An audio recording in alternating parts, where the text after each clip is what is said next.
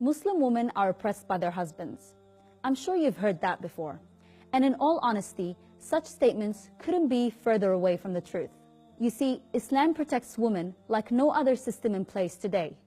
And here are 7 explicit Quran verses that prove my point.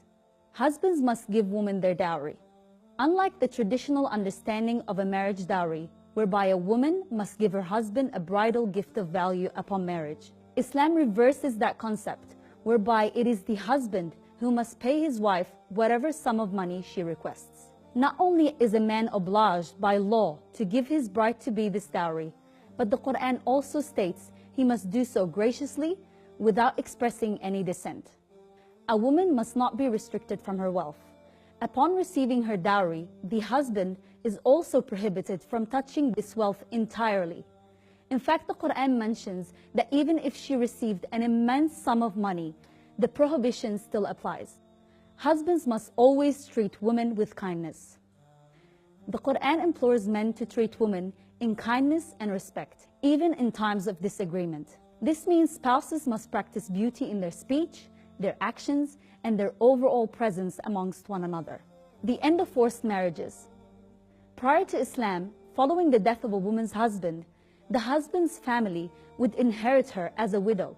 Islam came to annul this ignorant practice and give a woman the right to be her own agent.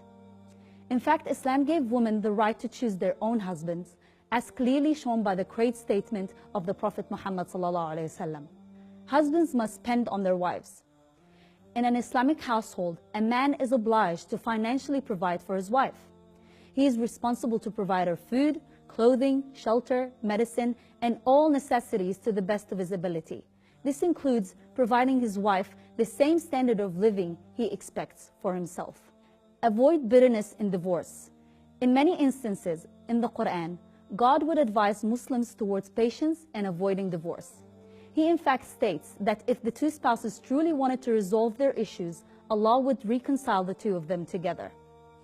Nevertheless, if divorce does happen, Allah advises both spouses to do so in a manner that is both righteous and honorable, void of all hardship and conflict. The right to inherit. Prior to Islam, women would be quite restricted when it came to what wealth they could inherit following the death of their husbands. That is, if they were entitled to anything at all. Islam came to set in place certain regulations that would ensure a woman would secure a select sum of money following the death of her husband.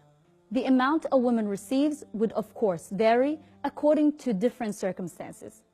So while yes, some Muslim women, like all other women, may be oppressed in their homes, clearly it has little to do with Islam and more to do with our lack of Islam.